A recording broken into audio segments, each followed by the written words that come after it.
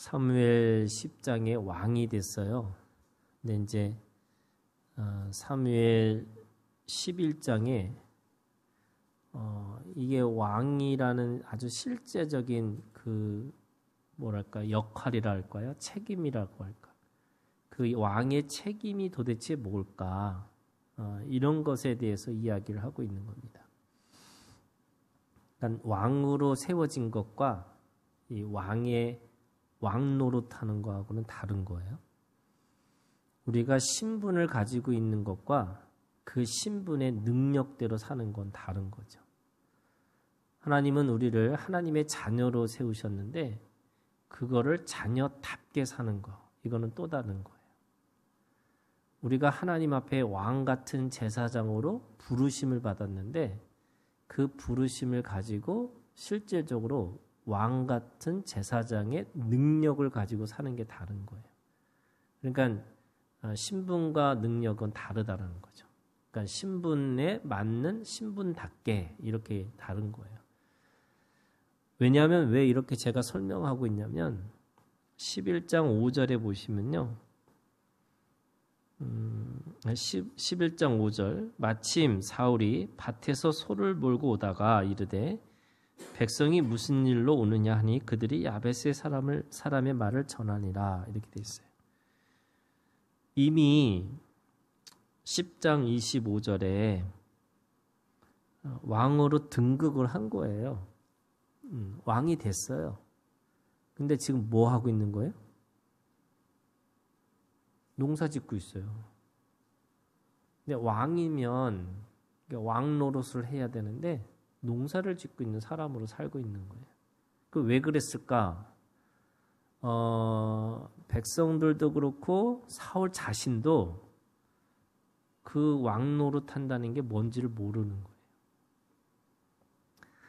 이게 재밌어요. 이게 신분에 맞는데 그 신분의 능력을 갖고 사는 게 뭘까? 이게 잘 몰라요, 사람들이.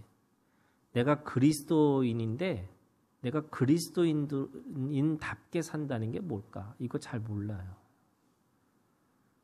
제가 옛날에 제가 나이가 좀 돼요. 연식이 좀 됐어요.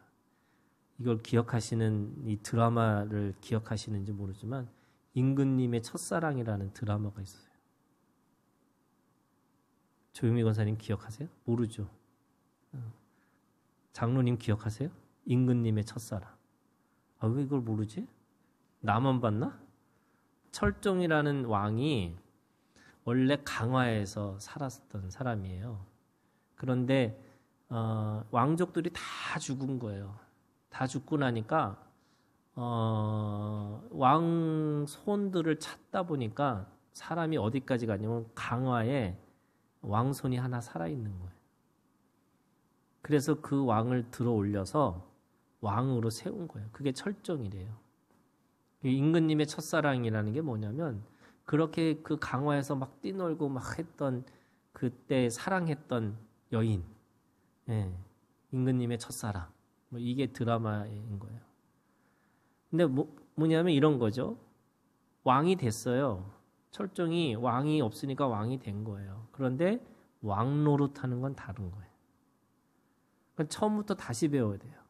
왜? 자기는 그냥 평민으로 살고 그냥 막 산과 바다를 뛰놀고 막 그냥 어떻게 보면은 아무런 제약 없이 살았던 사람이 뭐 사람을 만날 때 어떻게 해야 되고 또 어른을 만날 때는 이렇게 해야 되고 또 신하한테는 이렇게 해야 되고 아랫사람한테는 이렇게 해야 되고 그 다음에 왕으로서는 이렇게 해야 된다. 이거 뭐 해야 돼요? 다 배워야 되는 거예요.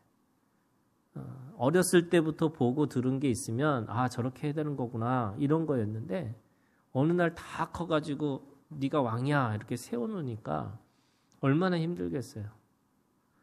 그러니까 이제 어떻게 보면은 이 평상시에는 이렇게 왕 옷을 입고 있다가 좀 밤이 되고 뭔가 좀 사람들이 안 보일 때는 그냥 옛날에 강화도령처럼 그냥 사는 거예요.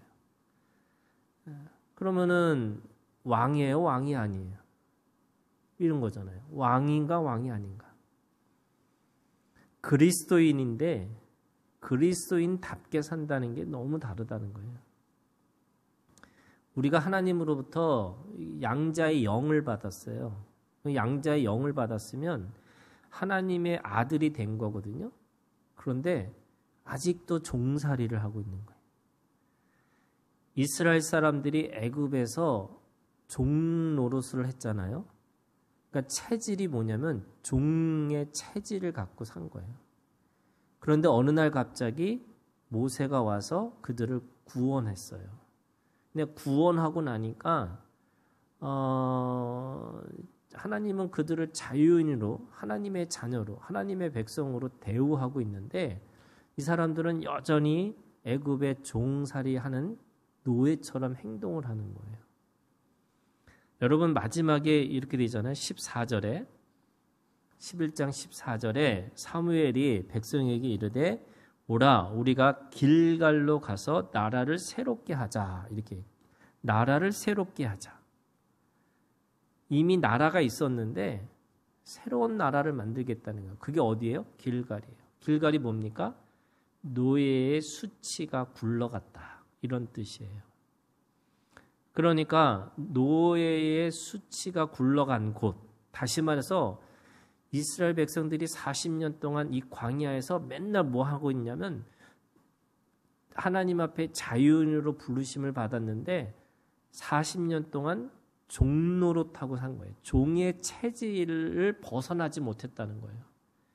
근데 그게 언제 벗어난 거냐? 길갈에서 벗어났어요. 노예의 수치가 굴러가서 이제 더 이상 노예가 가지고 있는 이 체질이 체질로 살지 않는 거예요. 여러분 우리가 하나님 앞에 믿음이라는 게 그런 거예요. 믿음은 내가 믿었어요. 뭘 믿어요? born again. 내가 하나님 앞에 거듭난 존재라는 걸 알게 됐어요. 그런데 그걸 아는 것과 그렇게 사는 거는 또 다른 거예요. 대부분의 사람들이 그렇게 살지 못해요. 그러니까 오늘 11장이 뭐냐면 왕노릇 한다는 게 뭐냐. 아직도 모르잖아요. 백성도 모르고 지금 사울 왕도 모르는 거예요. 그러니까 사울 왕이 뭐하고 있냐면 농사 짓고 있는 거예요. 이미 다 제도도 있고 그 사울에게 유력자들도 있었고 또 그런 왕에 대한 배포도 있고 다 있었는데 어떻게 살아가는지 몰라요. 보고 들은 게 없는 거예요. 그러니까 보고 들은 게 없으니까 오늘 11장에 하나님이 이 왕 노릇한다는 게 뭐냐라고 하는 것을 이렇게 말씀을 하고 우리한테 보여주고 있는 거죠. 자, 그러면 이런 거예요. 세 가지예요. 여러분, 농사 짓는 자가 아니에요. 왕은. 뭐 하는 자예요? 전쟁하는 자예요. 그럼 하나님이 왕 같은 제사장을 우리를 부르셨다는 말은 무슨 말이냐면 우리가 하나님 앞에 영적 전쟁을 하라고 우리를 부르신 거예요. 그래서 예수 그리스도가 우리를 위해서 피 흘리신 것처럼 오늘도 우리가 하나님 앞에 이 영적 전쟁을 하려면 우리가 가지고 있는 피 흘림이 있어야 돼요. 여러분 전쟁에 나가서 피 흘리지 않는 자는 피를 흘리지 않으려고 하는 자는 이게 전쟁을 할 수가 없는 거예요. 뭐 가시에 찔렸다고 너무 아프다고 막 그래요? 아니잖아요. 화살을 맞았다고 화살에 맞고 난 죽어야 되겠다 이렇게 생각해요? 아니죠. 칼에 스쳤는데 칼에 스쳤다고 이거 어떻게 하지 뭐 며칠 걸릴까 이거 생각해요? 아니죠. 스치면 스치는 대로 내가 화살을 맞으면 맞은 대로 또 그 안에서 내가 다치고 힘들고 어렵다 할지라도 일어나서 뭐 해요? 7번 넘어진다 할지라도 다시 일어나서 전쟁하는 자예요. 이게 전쟁하는 자예요. 이게 왕은 전쟁하는 자예요. 그래서 하나님은 우리에게 이 전쟁한다는 게 어떤 뜻이냐? 여러분 오늘 나 혼자 있는 게 아니에요. 여러분 이 5절에 이렇게 돼요. 마침 사울이 밭에서 손을 몰고 오다가 이르되 이렇게 해요. 그 안에 아무도 없어요. 자기 혼자 있는 거예요. 자기가 혼자서 이게 소를 몰고 가다가 그 소식을 들었어요. 그런데 원래 26절에 보시면 10장 26절에 보면 사울도 기브와 자기 집으로 갈 때에 마음이 하나님께 감동된 유력한 자들과 함께 갔느니라 이렇게 돼 있어요. 원래 사울 옆에 유력한 자들이 함께 갔어요. 유력한 자들이 누구냐면 여러분 이것도 있는 거예요. 가장 독립적인 사람이 다른 사람하고 상호 의존하고 연합하고 연대하고 살 수 있어요. 그런데 대부분이 이 독립이 안 된 사람은 절대 의존으로 계속해서 누구를 의존하고 살아야 되는 거예요. 근데 이 사람은 지금 독립이 됐다 그러면 다른 사람 유력자들과 같이 살아야 되는 게 누구예요? 왕이에요. 왕은 혼자 사는 게 아니에요, 여러분. 옛날에 이문열 씨의 그 황제를 위하여인가요? 그런 소설을 보면 한 10명 데리고서 왕국을 세웠다고 막 이런 이야기가 있어요. 혼자 망상에 사는 거예요. 6.25 전쟁이 났는데 이 조선을 구해야 된다고 이렇게 생각하는 것과 같은 거예요. 무슨 말이냐면 내가 하나님 나라의 왕 같은 제사장으로 부르셨다면 여러분 가장 독립적인 사람들이 옆에 있는 사람들하고 같이 연결되어 가지고 그 연합하고 연대해서 하나님의 나라라고 하는 큰 가치를 이루고 살아가는 거예요.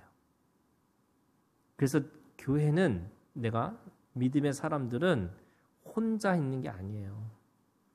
몸으로서 지체로서 연결되어 있고 그 연결되어 있는 연합과 연대를 통해서 하나님의 교회라고 하는 그리스도의 몸이라고 하는 그것을 이루고 살아가는 거예요. 분명히 유력자들이 같이 갔잖아요. 그런데 오늘 5절에 보니까 갑자기 유력자들은 없고 혼자 농사 짓고 있는 거예요. 혼자. 왜? 배운 게 없으니까. 왕노릇하는 게 뭔지 모르니까. 그리고 세 번째는 이 사울이 뭐라고 그러냐면 5절에 백성이 무슨 일로 우느냐 하니 이렇게 돼 있어요. 백성이 무슨 일로 우느냐 몰라요. 왕인데 언제 왕 됐어요? 10장에서 왕 됐어요, 여러분. 11장에서 왕 된 게 아니에요. 앞으로 될 것도 아니에요. 이미 10장에서 왕이 됐다니까요. 근데 11장에서 뭐냐면 백성들이 왜 우느냐라고 물어요. 이게 무슨 말이에요? 농사 짓는 거에 너무 열심히 하다 보니까 이 자기가 맡은 하나님의 나라, 하나님의 백성, 이스라엘 이게 관심이 없는 거예요. 그래서 제가 늘 하는 얘기지만 너무 자기 일 열심히 하시면 안 돼. 여러분 옆에 있는 사람들, 교회도 공동체도 뭐 오지랖 넓게 한국 교회도 세계 교회도 걱정하고 사셔야 돼요. 걱정한다는 게 좀 표현이 좀 그렇지만 우리가 하나님 앞에 기도 제목을 가지고 사셔야 돼요. 그게 왕 같은 왕 노릇하는 사람이에요. 그러면 오늘 전쟁해야 되고 유력자들과 함께 있어야 되고 무슨 일이냐 우느냐라가 아니라 뭔가 그것에 대해서 듣고 이미 알고서 그것에 대해서 준비하는 자가 돼야 되는데 이 지금 사울은 그게 준비가 안 돼 있는 거예요. 그래서 하나님은 이 11장이라고 하는 이 말씀을 통해서 그를 왕 노릇하게 세워주시는 거예요. 그러니까 11장은 왕 노릇하게 되는 과정을 말씀하시는 거예요. 자, 지금 어떤 일이 벌어진 거냐면요. 1절에 길리앗 야베스라고 하는 지역이에요. 여기는 지명이에요. 사람이 아니라 지명이에요. 거기에 이게 요단강 동쪽에 있는 한 지역을 얘기하고 있는 거예요. 거기에 살고 있는 사람들이 있었어요.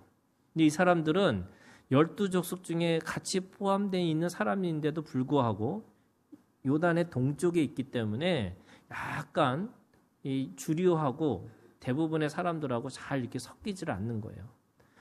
그러니까 이 길앗 야베스라고 하는 이 사람 지역에 사는 사람들이 지금 똑같이 요단 동쪽에 있는 암몬, 그죠? 이 암몬 족속의 암몬 사람 나하스, 이게 나하스라는 게 여러분 애굽의 바로 이런 뜻과 같은 거예요. 그러니까 예를 들면 대한민국의 대통령 이런 것처럼 거기에 이 암몬 사람 나하스라고 하는 그 나라의 왕이죠.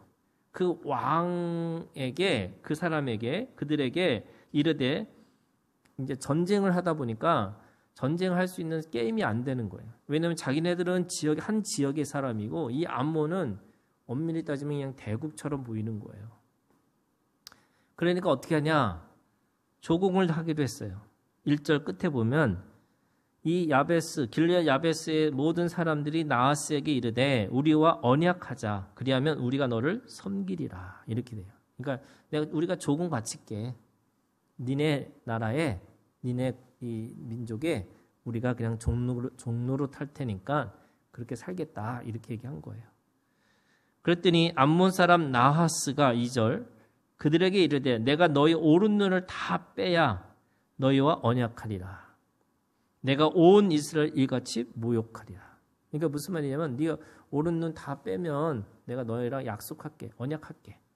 협정을 하겠다는 거예요. 근데 그 전까지는 안 된다는 거죠. 무슨 말이에요? 협상 안 하겠다는 거잖아요.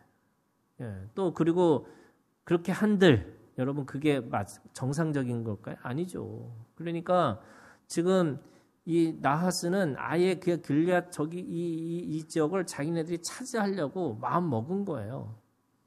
그랬더니 뭐라고 얘기했냐면 이 야베스 장로들이 그에게 이르되 우리에게 이래 동안 말미를 주어 우리가 이스라엘 온 지역에 전령들을 보내게 하라. 만일 우리를 구원할 자가 없으면 네게 나아가리라 하니라. 이제 혹시 일주일 동안 이렇게 봐가지고 우리가 결정하는데 혹시 우리를 구원할 자가 없으면 내가 그렇게 할게. 이렇게 한 거예요. 그러니까 모욕에 모욕을 당한 거죠. 근데 이것도 생각해 보세요. 구원할 자가 있으면 어떡하지? 이렇게 생각하면 안 돼 이러잖아요. 그런데 재미있는 건 그렇게 하라고 한 거예요. 4절 이에 전령들이 사울이 사는 기브야에 이르러 이 말을 백성에게 전하매 이렇게 됐어요. 그러니까 나하스가 그 했다라는 말은 없지만 이게 보낸 걸 보면 그래 해봐 이런 거야. 그 말은 무슨 말이냐?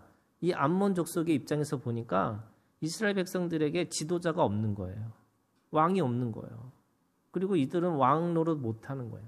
그러니까 해봐. 그래 해봤자 뭐 되겠어? 이렇게 해갖고 보낸 거예요.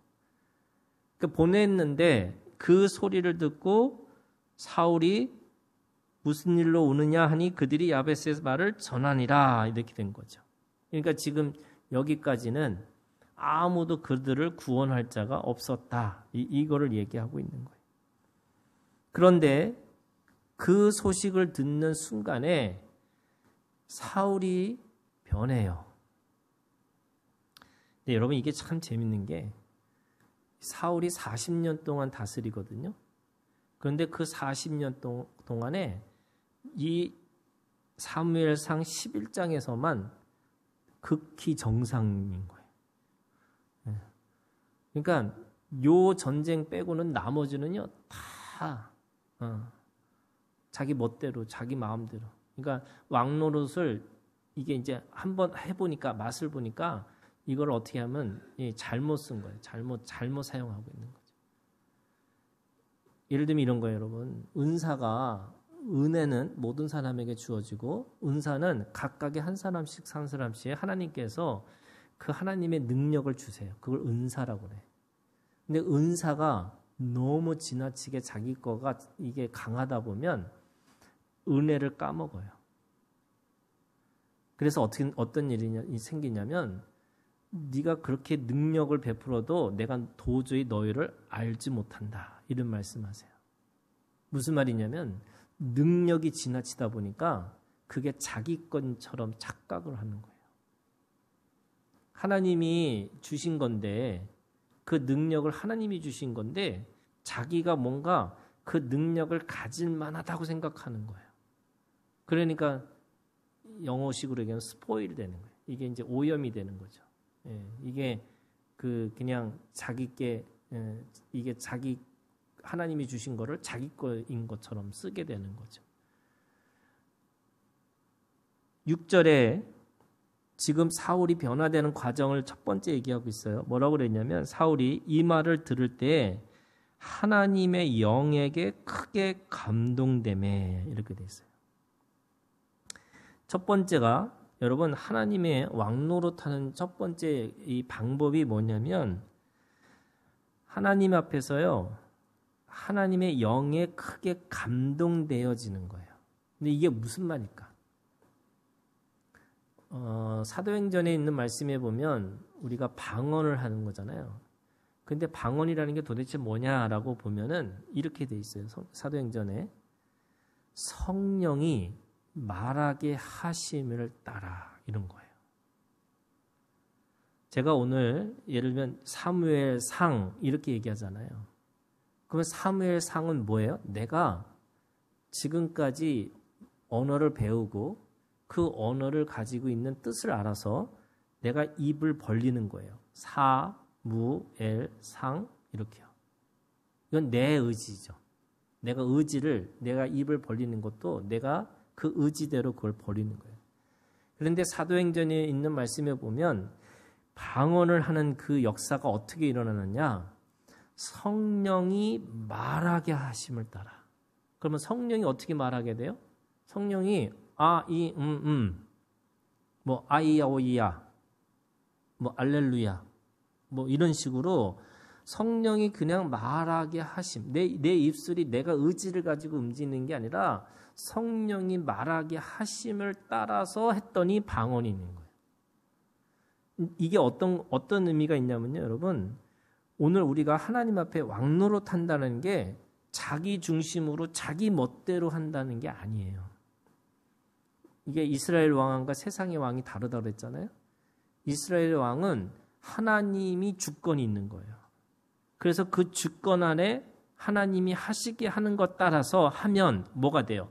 하나님이 왕이시기 때문에 우리가 그 왕이신 하나님을 따라서 가면 왕 노릇하고 사는 거예요.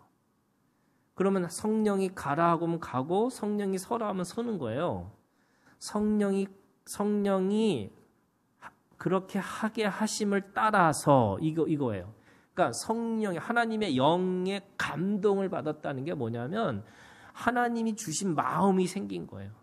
하나님이 그 마음을 가질 수밖에 없도록 그렇게 내어드린 거예요. 내 마음을 내어드린 거예요. 그랬더니 하나님의 그 기름 부으심, 하나님의 영의 채워지심, 충만하심, 하나님의 은혜와 은혜 위에 그 온전하심이 내게 채워지니까 어떤 일이 벌어지느냐? 두 번째는 6절에 크게 감동됨에 그의 노가 크게 일어나. 하나님의 하심을 따라서 영에 따라서 채워지니까 분노가 생기는데 이 분노가 뭐냐면 거룩한 분노예요. 여러분 거룩한 분노가 있어야 돼요. 그래야지 전쟁하는 거예요. 사울이 얼마나 얌전했던 사람이에요? 그냥 자기가 왕인지 아닌지도 모르고 숨어있던 사람이고 또 내가 어떻게 그렇게 하냐 부모도 걱정하고 사람들도 걱정하고 다 걱정했던 사람이에요. 그런데 갑자기 하나님의 영이 임하시고 나니까 그가 뭐가 생긴 거냐면 악에 대해서 악한 자들에 대해서 그 자기의 나라에 들어와서 하나님의 공간을 차지하려고 하는 이 악한 영들. 여러분 이 암몬의 나하스라는 표현이 뭐가냐면 나하스의 원어를 찾아보니까 뱀이라는 뜻이에요. 그러니까 사탄의 상징인 거죠. 하나님의 공간에 사탄이 차지해서 자기 거를 만들겠다고 하는 그 마음을 보는 순간에 뭐 했어요? 분노하는 거예요. 그래서 전쟁하는 거예요, 여러분. 세상의 진리가 아닌 비진리와 불법과 불의와 그래서 거짓과 이런 것들이 판치는데도 나는 그냥 살아야 돼. 이거는 분노하는 게 아니에요. 그렇다고 맨날 나가서 여러분 맨날 싸우는 거 아니에요? 이게 무슨 말이에요? 또 맨날 또 싸우는 자만 살갖고 그냥 맨날 사람마다 싸우고 이런 게 아니고 이것도 전쟁할 때가 있고 안 할 때가 있는 거예요. 그런데 그렇지만 여러분 거짓과 불의와 이 공정하지 않는 것에 대해서 여러분 분노하셔야 돼요. 저는 예를 들면 20대 때 분노하지 않은데 어떻게 이게 사람들이 이게 사회가 변화되고 사회가 그 온전해질 수 있을까? 우리가 분노하면 노역이지만 이게 20대는 분노해야 돼. 20대요? 아니야. 맞아? 20대. 분노해야 돼. 어른들, 이 기존에 있는 이 기성 세대에 대해서 왜 그럴까? 왜 그렇게 할 수밖에 없을까? 제가 담임 목사 전에는요, 부목사 있을 때는 늘 불만이었어요. 왜 담임 목사님 저렇게 할 수밖에 없을까? 전사님 분노하셔야 돼요. 그래서 어떻게 해야 되냐면 나는 다르게 해야지. 더 온전하고 더 완전하게 내가 하나님의 말씀대로 그렇게 해야지. 진리의 싸움을 하는 거죠. 여러분 내가 원하는 방식대로 돌리겠다 이거 아니에요. 그러면 진리의 분노가 있어야 되고 그 진리를 향한 하나님을 그 향한 마음의 열정 이게 열정이잖아요. 여러분 열정 살아 있어야 돼요. 이 불의한 세상과 타협하지 않으려고 무던히 노력해야 되는 거예요. 저도 목회를 뭐 30년 하다 보니까 어떤 마음이 생기는 거냐면 이런 것도 있어요. 그냥 옛날에는 막 했는데 그냥 참아야지. 견뎌야지. 어느 순간에 바뀌겠지. 뭐 이런 마음이 있어요. 그러니까 이것도 어떻게 보면 노련함이겠죠. 그런데 이게 그 노련함이 어떤 때는 내가 하나님의 이 진리가 맞는 건가? 이렇게 생각할 수도 있는 거예요. 두 번째는 크게 노하여 이렇게 돼 있어요. 그 다음에 7절에 보세요. 한 결의의 소를 잡아 각을 뜨고 이렇게 돼 있어요. 여러분 이 소가 어떤 소예요? 농사졌던 소예요. 무슨 말이에요, 여러분? 예수님이 제자들을 부를 때 뭐라고 그러냐면 배와 부친을 버려두고. 진짜 배와 부친을 버려뒀나요? 아니죠. 나중에 배를 탔고 또 나중에 베드로는 장로를 모시고 왔잖아요. 그럼 배와 부친을 버려뒀다는 게 뭐냐면 지금까지 가지고 있었던 자신의 가치가 뭐냐면 어부였는데 그거를 더 이상 그렇게 살지 않겠다고 결정한 거예요.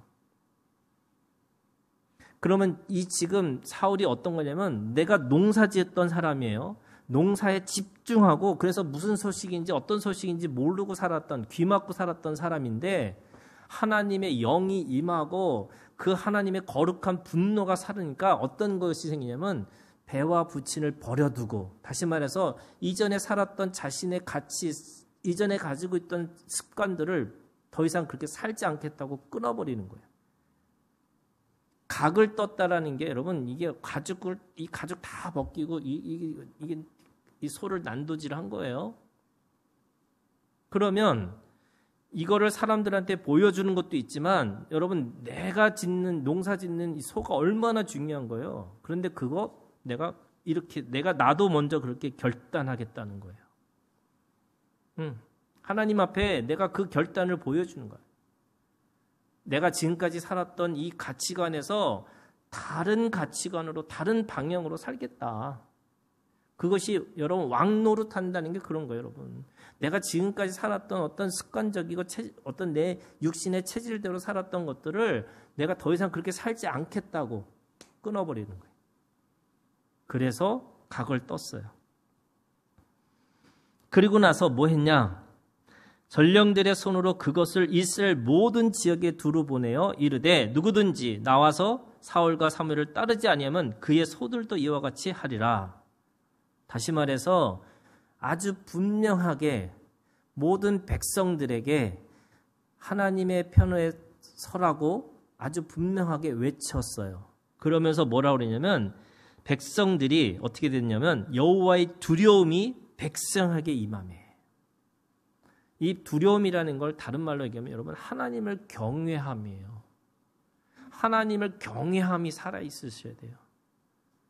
여러분 하나님의 경외함이라는 게 뭐냐면 하나님을 우리가 삼가 그러니까 조심해서 하나님의 뜻과 소원과 목적이 무엇인지를 찾아내려고 하는 마음이에요. 그런데 우리는 하나님을 경외하지 않아요. 왜? 늘 자기 입장이 중요하고 자기 감정이 중요하고 자기 상황이 중요한 거예요. 하나님이 어떤 마음을 가지시는지 잘 몰라요. 그런데 지금 이 사울은 뭐 하냐면 그들에게 하나님을 경외하라고 하나님의 말씀에 온전히 복종하라고 보여줬어요. 그랬더니 여호와의 두려움이 백성들에게 임하셨어요. 그리고 마지막에 무슨 일이 벌어졌냐? 오늘 이 설교의 주제예요. 뭐라 그러냐면 그들이 한 사람같이 나온지라. 여러분 이 그들이 어떤 사람들이냐면 8절에 보니까 이스라엘 자손이 30만 명, 유다 사람이 3만 명. 그러니까 33만 명이 뭐가 됐어요? 한 사람같이 된 거예요.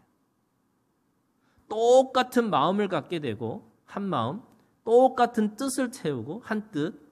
그래서 한 마음과 한 뜻을 가지고 이제는 그들이 진짜 군인처럼 행동하기 시작하는 거죠. 오합지졸이었던 사람들이 일사불란하게 한 사람과 같이 그들이 나왔어요. 이게 역사죠. 여러분 왕은 하나님의 왕의 사람은 모든 흩어진 사람들 이게 이제 오순절 다락방에서 얘기하면은 흩어진 언어들을 바벨탑에서 흩으셨어요. 하나님이 언어를. 그런데 언제 그거를 일치시키셨냐? 오순절 다락방에서 흩어진 언어를 사람들에게 똑같은 말을 하게 하셨어요. 이게 방언이에요. 한 언어로 통일시키시면서 그들에게 뭘 주셨냐면 한 마음 한 뜻이라고 하는 뭐라고 하면 교회를 세우셨어요. 이게 군대예요. 하나님의 군대. 오늘 내가 하나님의 왕으로서의 왕 노릇 제대로 하려면 여러분 하나님의 군대 안에 군대를 세워나가야 되는 거예요. 이 선지자와 이 사도와 선지자의 터 위에 교회를 세우시겠다고 하는 건데 그 교회라고 하는 것이 뭐냐? 하나님의 군대들이에요. 근데 그 사람들이 뭐예요? 한 몸이에요. 예수 그리스도의 한 몸. 그래서 한 몸으로서의 함께 나오는 자들이 되는 거예요. 그러면 왕은 어떤 사람이냐? 싸우는 자인데 싸우기 위해서 어떻게 하냐면 군대를 만들고 그들을 한 몸으로 한 마음을 가지고 한 뜻을 가질 수 있도록 계속 독려하는 지도자예요. 여러분 교회가 되셔야 돼요. 왕이 되셔야 돼요. 목사님은 왕 되시지 왜 나까지 왕 돼? 모든 믿는 사람은 왕 같은 제사장으로 세우셨어요. 누구든지.